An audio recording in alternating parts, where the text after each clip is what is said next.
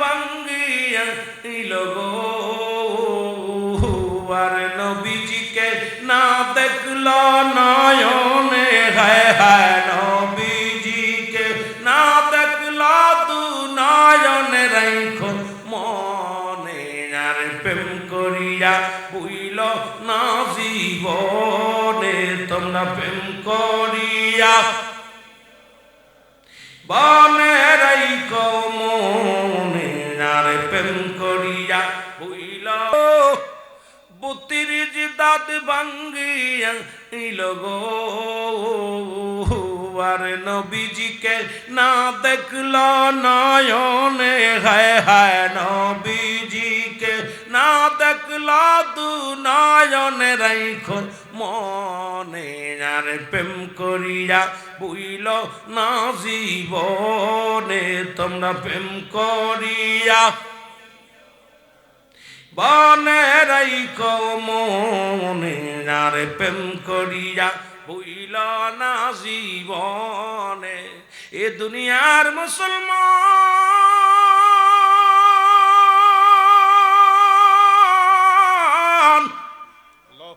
দেবের কান্ডা লাগা শোনো গো আমার আল্লাহ রাব্বুল আলামিন ডাকতে বলে জিবরিল দৌড়ে যা আমার খুতবা লাগবো না সাইবা লাগবো না আমার আবু জেহেল লাগবো না আবু সুফিয়ান লাগবো না আমার বেলালের চোখের পানি আমি রব্বি করিমের কাছে অনেক দামি নারায়ে তাকবীর নারায়ে রিসালাত জনাব আল্লামা রুহুল আমিন সিদ্দিকী সাহেব আজকের মাহফিল আমার ভাইরা আমার বন্ধুরা আমার নবীর কাছে জিবরিল আমিন এসে বলে নবী গো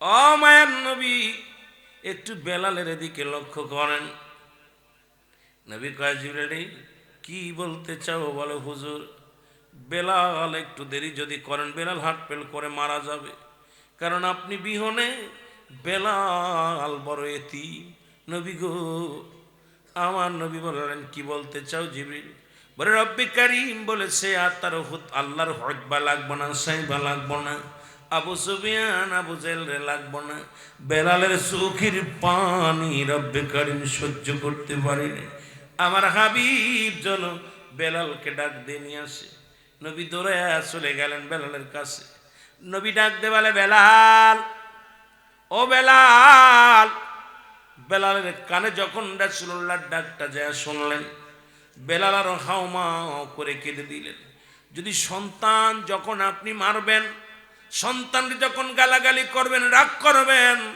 আবার পরবর্তী সময় সন্তানকে ডাক দিবেন দেখবেন সন্তানের অভিমান বেড়ে যায় সন্তানের মান অভিমান বেড়ে যায় জোরে জোরে ফোঁপায় ফোঁপায় কান্না শুরু করে বেলালও হাউমাউ করে কান্দে নবী কয় বেলাল রে আয় আয় আর কান্দিস না আমার কাছে আয় বলে নবী গো পৃথিবীর মধ্যে যদি হায়াত মানুষের হাতে থাকতো আমি বেলাল রেখেও হায়াত দিত না পৃথিবীর মধ্যে মানুষের হাতে যদি ঈমান থাকতো কেউ আমার ঈমান দিত না নবী আমি গরিব আমি হাবশী গোলাম আমার মতো গোলাম রে আমার রব্বে কারিম হায়াত মৌ সব দিয়েছে আমার নবী ডাক দিয়ে কয় বেলাল আয় বেলাল আয় রে আয় আমি নবী ওয়াদা করলাম কথা দিলাম রে বেলাল যতদিন পর্যন্ত তোর মন চায় আমি নবীর কদমের মধ্যে থাকবি একটা মিনিট আর কোথাও যা লাগবে না জোরে বলা যাবে না সুবহানাল্লাহ আর একটু জোরে বলেন আল্লাহু আকবার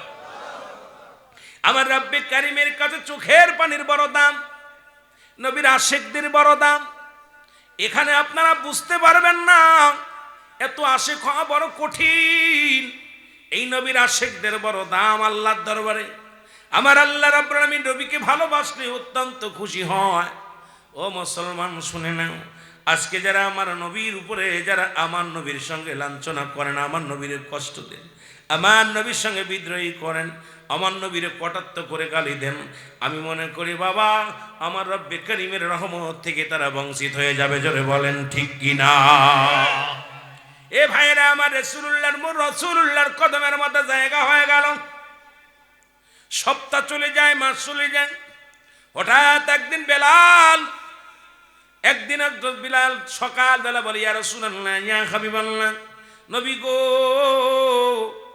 আজকে আমি একটা স্বপ্নের মধ্যে একটা স্বপ্ন দেখেছি নবী গো। নবী বলেন, বেলাল রে, কি স্বপ্ন দেখেছো? বেলাল বলে, ইয়া রাসূলুল্লাহ, ইয়া হাবিবাল্লাহ, আমি রাত্রে যখন ঘুমাইছিলাম এই ঘুমের ঘরে বারবার স্বপ্নে দেখলাম। নবী কয়, কি স্বপ্নে দেখছো বলো? বেলাল বলে, আল্লাহু আকবার, আল্লাহু আকবার। জোরে জোরে চিল্লায় বলা যাবে না সুবহানাল্লাহ। নবী কয়, বেলাল রে, এগুলো বাণী তো আমার জিবরিল আমিন অনেক আগেই শোনাইছে। বেলাল বলে, নবী গো, আমি এই খাস কামরার মধ্যে ছিলাম, কামরার ভিতর থেকে আওয়াজগুলো আমি শুনেছি। কে যেন আমার বলে, বেলাল, না জীবনে এ দুনিয়ার মুসলমান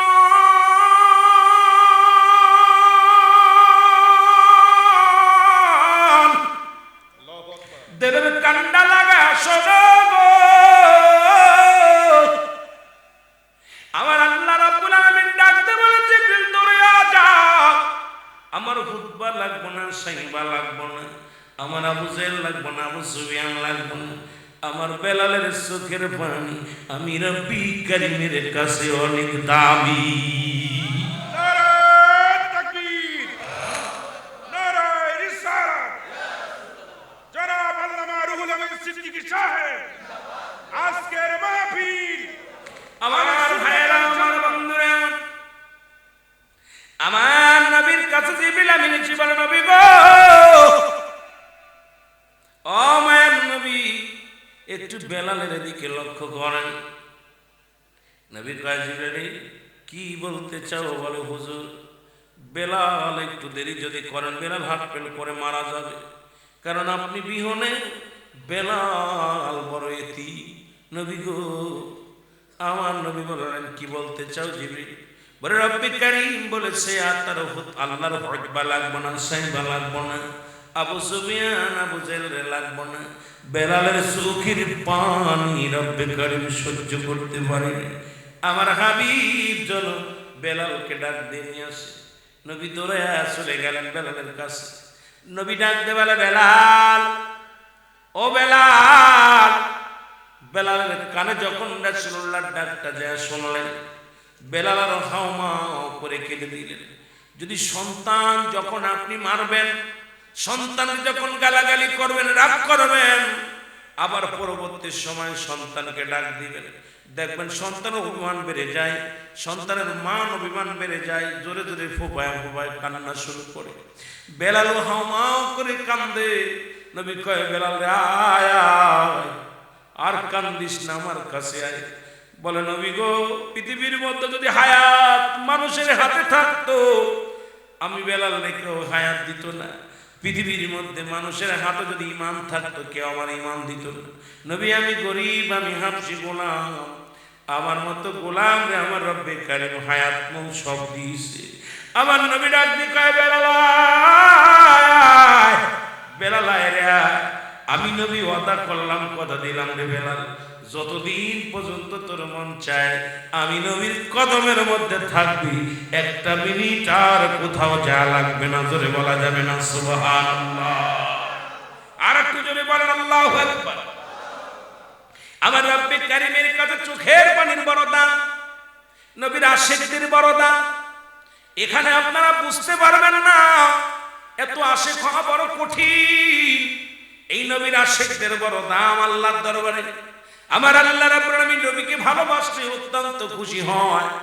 ও মুসলমান, শুনে না, আজকে যারা আমার নবীর উপরে, যারা আমার নবীর সঙ্গে লাঞ্ছনা করেন, আমার নবীর কষ্ট দেন, আমার নবীর সঙ্গে বিদ্রোহী করেন, আমার নবীর কটাক্ষ করে গালি দেন, আমি মনে করি বাবা, আমার রব্বে কারীমের রহমত থেকে তারা বঞ্চিত হয়ে যাবে। জোরে বলেন ঠিক কিনা? এ ভাইরা, আমার রাসূলুল্লাহর কদমের মধ্যে জায়গা হয়ে গেল। সপ্তাহ চলে যায়, মাস চলে যায়। হঠাৎ একদিন বেলাল, একদিন বিলাল সকাল বেলা বলে, ইয়া রাসূলুল্লাহ, ইয়া হাবিবাল্লাহ, নবী গো, আজকে আমি একটা স্বপ্নের মধ্যে একটা স্বপ্ন দেখেছি নবী গো। নবী বলেন, বেলাল রে, কি স্বপ্ন দেখেছো? বেলাল বলে, ইয়া রাসূলুল্লাহ, ইয়া হাবিবাল্লাহ, আমি রাত্রে যখন ঘুমায় আসছিলাম, এই ঘুমের ঘরে বারবার স্বপ্নে দেখলাম। নবী কয় কি স্বপ্নে দেখছো বলো? বেলাল বলে আল্লাহু আকবার, আল্লাহু আকবার। জোরে জোরে চিল্লায় বলা যাবে না সুবহানাল্লাহ। নবী কয় বেলাল, এগুলো বাণীটা আমার জিবরিল আমিন অনেক আগেই শোনাইছে। বেলাল বলে নবী গো, আমি খাস কামরার মধ্যে ছিলাম, কামরার ভিতর থেকে আওয়াজগুলো আমি শুনেছি। কে যেন আমার বলে বেলাল, গোটা জাতির ঈমান শেষ হয়ে যাবে। জোরে বলেন ঠিক কিনা? এ ভাইরা আমার, বন্ধুরা আমার, দিলের কান্ডা লাগা শোনো। যে কথাগুলো বলি হযরতে বেলালের জায়গা হয়ে গেল। হঠাৎ করে একদিন উতবা, সাইবা, আবু জেহেল, আবু সুফিয়ান নবীর কদমের মধ্যে আসলেন। নবীজি দাওয়াত দিলেন, দাওয়াত পেয়ে এই সমস্ত নেতারা আসলেন। নেতারা এসে দেখে রাসূলুল্লাহর পাশে হযরতে বেলাল বসে আছে। সুবহানাল্লাহ। কার পাশে? নবীজির পাশে বেলাল বসে আছে। উতবা, সাইবা, আবু জেহেল, আবু সুফিয়ান ডাকতে বলে মুহাম্মদ সাল্লাল্লাহু আলাইহি ওয়াসাল্লাম, মন তো চায় আপনার কাছে আসতে, মন তো চায় আপনার কালেমা শুনতে, মন তো চায় কালেমা পড়তে, কিন্তু যার কদমে বেলালের মতো হাফসি গোলাম, ওই বেলালের মতো হাফসি গোলাম যার কদমের মধ্যে জায়গা, এই জায়গার মধ্যে যদি আমরা আসি তাহলে আমাদের মর্যাদা কই যায়? কত বড় অহংকার বাবা, কত বড় অহংকার, কত বড় অহমিকা। বলে হুজুর, মন তো চায় আপনার কদমে আসছে, কারণ যে কদমের মধ্যে বেলালের মতো হাফসি গোলাম থাকে, এই কদমে আমাদের ইজ্জত চলে আসতে পারে না। আমার নবী ডাকতে কয় বেলাল রে, আয় বেলাল এদিকে আয়। বেলাল নবীর কাছে গেলেন। বলে বেলাল রে, আগামীকাল একটা দিন আসবি না? আগামীকাল উতবা, সাইবা, আবু জেহেল, আবু সুফিয়ান আসবে। ওরা কালেমা পড়ে নিবে। কালেমা পড়ে গেলে নিলে কতই না উত্তম হবে ইসলামের জন্য। বেলাল বলে নবী গো, আমি আপনার কদম ছাড়া একটা মিনিট আমি বাঁচতে পারবো না। আল্লাহর নবী ডাকতে বলে বেলাল, বেলাল রে, শুধু একটা দিন আসবি না? আরবের বড় বড় নেতারা যদি কালেমা পড়ে না, ইসলামের জন্য কতই না মঙ্গল হবে। জোরে জোরে চিল্লায় বলেন সুবহানাল্লাহ। বেলাল ডাকতে বলে নবী গো, আমাকে আপনি একটা মিনিট সরতে বলবেন না? পৃথিবীর সব ছেড়ে দিতে পারি, আপনার কদম মুবারক ছাড়া আমি বাঁচব না গো নবী। ও মায়ের যতগুলো আঘাত আমার কলিজার মধ্যে দিয়েছিল নবী গো,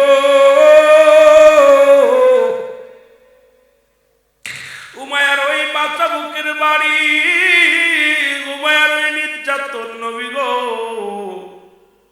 আপনার কদমের মধ্যে সে সব আমি ভুলে গেছি নবী গো। আমি আপনার কদম ছাড়া একটা মিনিট থাকতে পারবো না।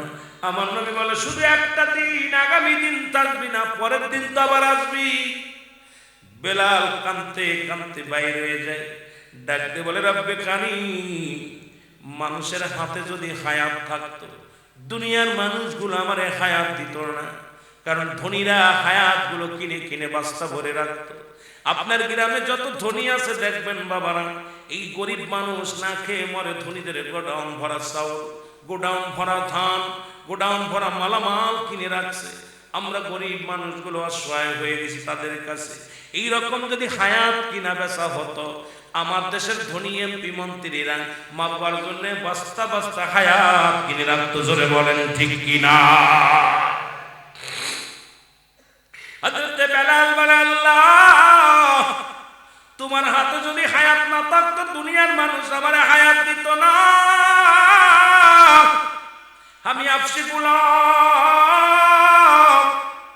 আল্লাহ, দুনিয়ার মধ্যে যদি মানুষের হাতে যদি মাবুদ ঈমান থাকতো, কোনো মানুষ আমার ঈমান দিত না, কারণ হাফসি গোলাম, আমার মতো নিগ্রহ হাফসি গোলাম কেউ কি ঈমান দিত না। আল্লাহ, ঈমান আপনার হাতে বিলে আমি বেলাল ঈমান পেয়েছি। আল্লাহ, আমি যে রাসূলের কদম ছাড়া বাঁচতে পারি না, আমি যে রাসূলুল্লাহর কদম ছাড়া বাঁচব না। আল্লাহ, আমি বেলাল কোথায় যাই, কি করি, কি করবো আমি কিছু বুঝি না। তুমি বলে দাও, আমি বেলাল তো আর সহ্য করতে পারি না, কারণ দুনিয়ার সব কিছু ছাড়তে পারি, রাসূলুল্লাহর কদম মোবারক আমি ছাড়তে পারবো না। জোরে জোরে চিল্লায়া বলা যাবে না সুবহানাল্লাহ? ওরে প্রেম করিয়া বুইল না দিবানে রাইখো মনে, জানরে প্রেম করিয়া বুইল না জীবনে, তোমরা প্রেম করিয়া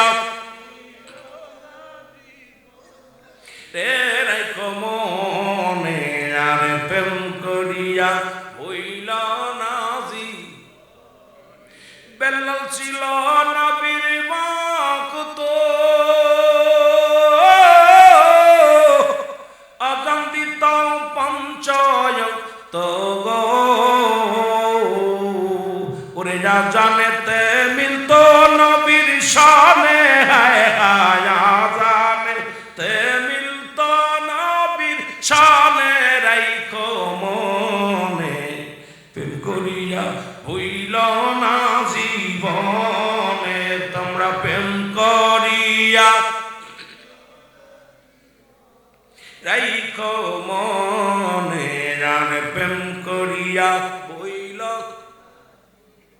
ওয়াসকুরনি পাগল ছিল, তোর মাধ্যমে আমার মালিক আমারে খাওয়াইতেছে। আমিন বল না, আমিন বল।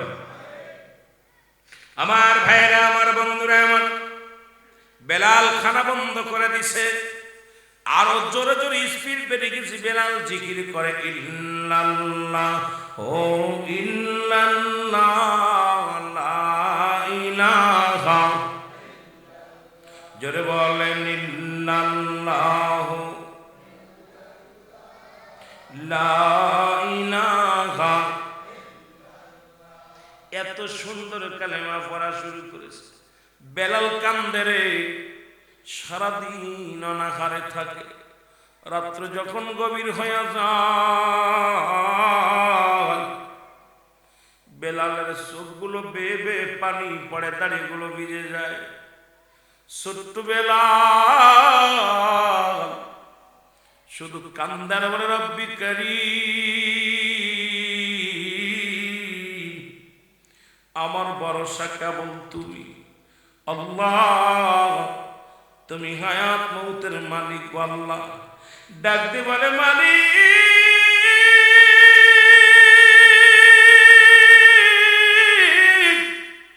তুমি বলে দাও আমি খানা ছেড়ে দিব নাকি ঈমান ছেড়ে দিব। কি যেন ডাকতে বলে, বেলাল রে, যদি তুমি খানা ছেড়ে দাও খানা পাবে, কিন্তু ঈমান ছেড়ে দিলে আল্লাহর জান্নাতে যাবে। বেলাল কালেমা ছাড়ে না। খাবার কয়েকদিন পরে খবর আসলো উমাইয়া বার ঘরের তলব করলেন। ডাকতে বলে, বেলাল তুমি কি কালেমা ছাড়ছনি? বলে না। বলে, বেলাল রে, কালেমার অর্থ জানোনি রে বেলাল? বেলাল বলে, আপনি তো বলছিলেন খানা বন্ধ, আজ কটা দিন হয়ে গেল খানা খাই না, আমি খানাও খাই না। কয়, বেলাল রে, কালেমার অর্থ শুনে নাও। কালেমার অর্থ হলো অমুসলমান, শুনে নাও। খানা বন্ধ, নির্যাতন, তোমার গায়ের উপরে নির্যাতন চালানো হবে।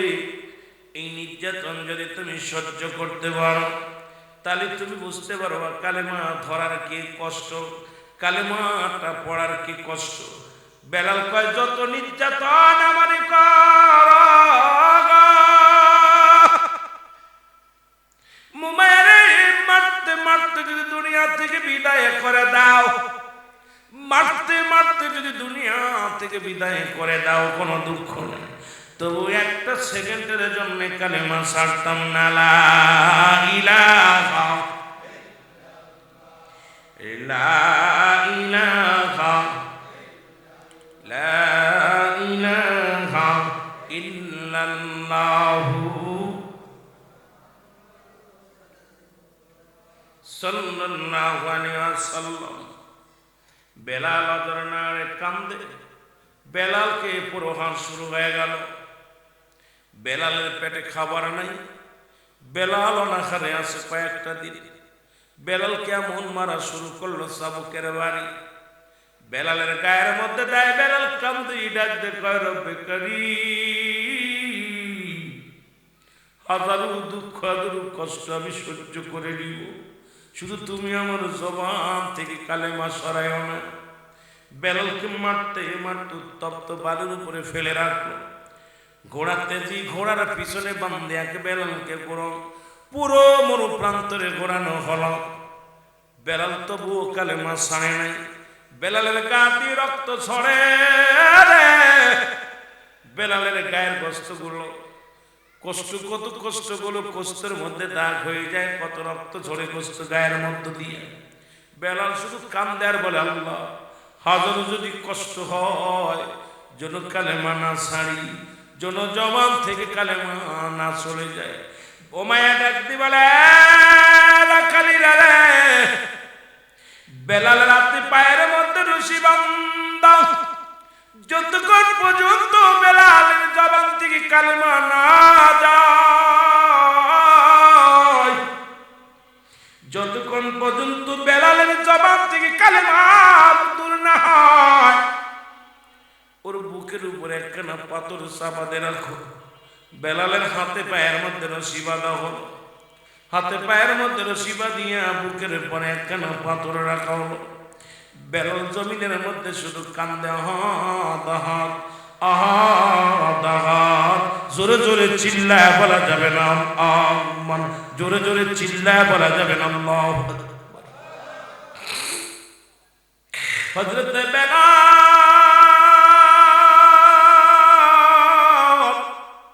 চোখের পানিগুলো সেরে কান্দের বলে কালে মার মালাটা পড়ছি আমি, যত বড় যন্ত্রণা দাও গো তুমি বলো যত পাপ। আরো জোরে বলেন কালে মার মালাটা পড়ছি আমি, যত বড় যন্ত্রণা দাও গো তুমি বলো যত বড় এ রহিম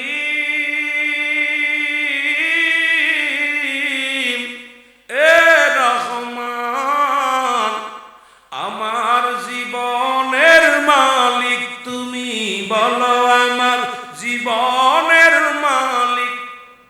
এই কালেমার মালাটা পড়ছি আমি, যত বড় যন্ত্রণা দাও গো তুমি বলো যত বড়। সবাই আসতে বলেন যত বড় যন্ত্রণা দাও গো তুমি বলো যত বড়। এই মানি না হার যে মানি না, মানি না হার যে মানি না, হায়াত মৌতের মালিক তুমি কালেমার মালাটা পড়ছি আমি, যত বড় যন্ত্রণা দাও গো তুমি বলো যত বড়।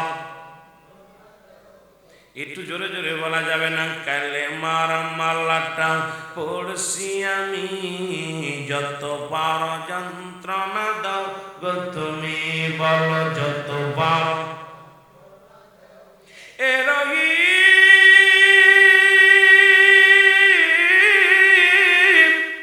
এ রহমান, হায়াত মৌতের মালিক তুমি। কে মালিক? কথা বলেন কে?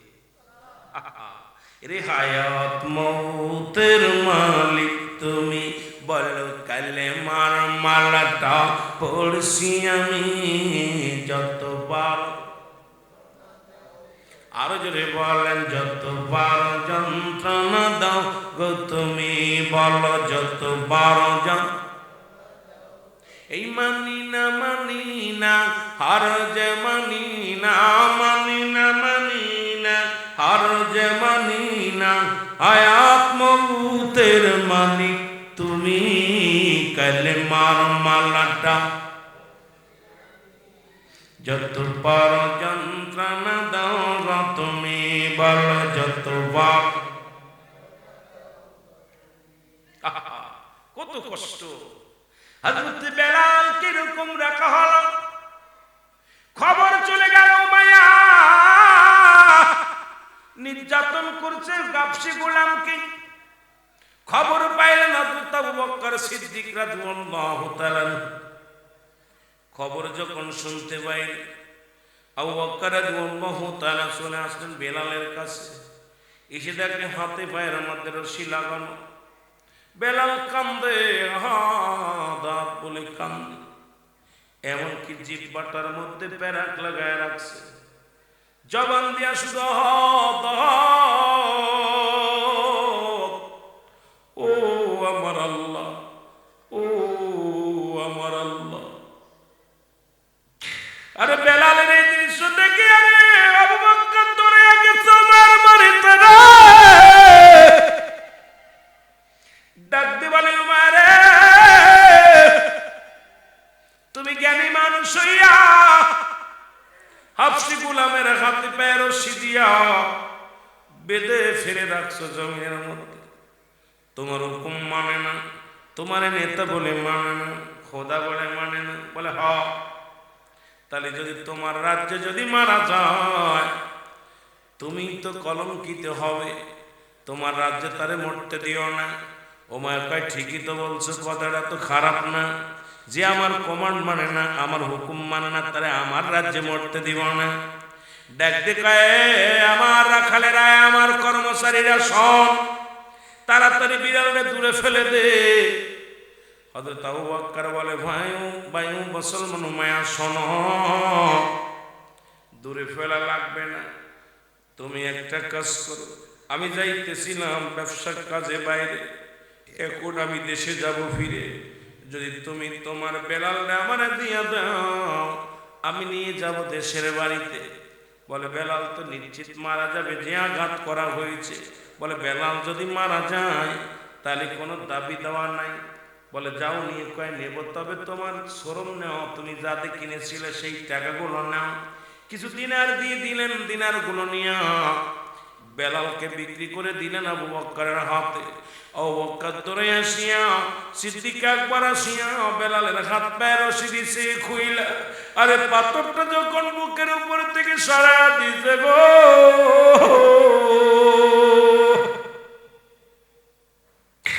বেলাল একটা আওয়াজ দিলে, একটু জোরে শ্বাস নিঃশ্বাস নিয়ে বলে লা ইলাহা ইল্লাল্লাহু মুহাম্মাদুর রাসূলুল্লাহ। জোরে জোরে চিল্লায়া বলা যাবে না সাল্লাল্লাহু।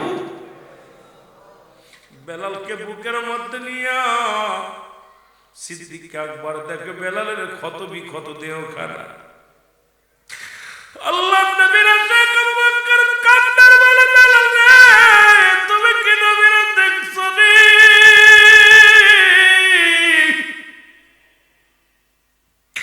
আরে আমি বললাম আমার নবীর প্রিয় সাহাবী আবু বকর সিদ্দিক রাদিয়াল্লাহু তাআলা হুজুর বলা যাবেন আল্লাহু আকবার। বেলাল রে, তুমি কি আমার নবীরে দেখছো? বেলাল বলে না।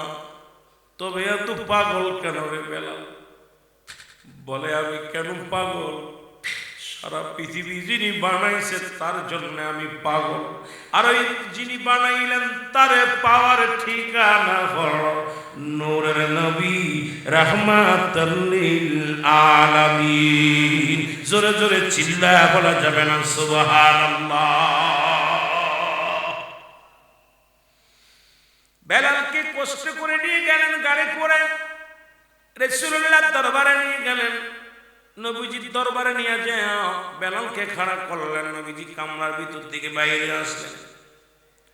আমার নবীরে যায় বলে আবু বকর সিদ্দিক রাদিয়াল্লাহু তাআলা যায় বলে নবী গো, এমন একজন আশিক আপনার কদমের মধ্যে আছে, যিনি আপনাকে পাওয়ার জন্য খানা ছেড়ে দিছে, জীবনের মায়া ছেড়ে দিছে। এমন একজন আশিককে আমি আপনার কদমের মধ্যে হাজির করেছি। নবী বলে নিয়ে আসো আমার কদমের মধ্যে। ওরে রাসূলের কাছে যখন গেছে বেলাল যায় নবীর কদমের মধ্যে পড়ে গেছে।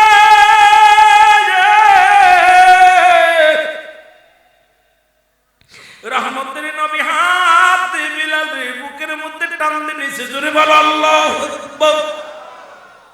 রহমতের নবী যখন বেলাল রাদিয়াল্লাহু তাআলা কি বুকের ভিতরে টান দিলিস, রাসূল হাতের দিকে তাকায় দেখে, গায়ের মধ্যে তাকিয়ে দেখে গায়েটা পুরা রক্ত, চামড়াগুলো যারা সোলা, পুনঃ সমস্ত দেহের মধ্য থেকে রক্ত ঝরে।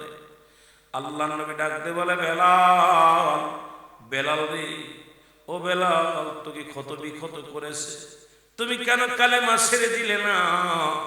বেলাল বলে, নবী গো, পৃথিবীর সব ছাড়তে পারি আমি, এই জীবনের পরোয়া করি না, তবু এই মধুর কালেমা জীবন গেলেও ছাড়তাম না।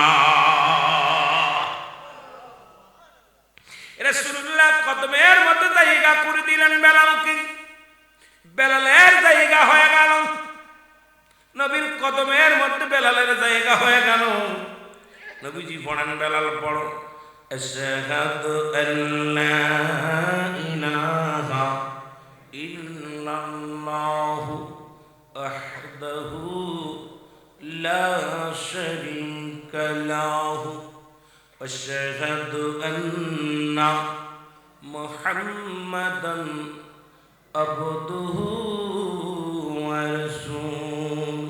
জোরে জোরে চিল্লায় বলা যাবে না সুবহানাল্লাহ, আর একটু জোরে জোরে চিল্লায় বলা যাবে না আলহামদুলিল্লাহ। নবীজি কালেমা পড়ায় দিলেন, লা ইলাহা ইল্লাল্লাহু মুহাম্মাদুর রাসূলুল্লাহ সাল্লাল্লাহু আলাইহি ওয়াসাল্লাম। আল্লাহ নবী কালেমা পড়ায় দেওয়ার পর নবীজিরে ডাক দেখায়, নবী গো, জীবনে আমার আর কোনো দুঃখ নাই, জীবনে আর কোনো কষ্ট নাই গো নবী, আপনার কদম মোবারক আমি বেলাল যখন শুয়েছি, আপনার কদমের মধ্যে যখন আমি এসেছি নবী, নবী গো,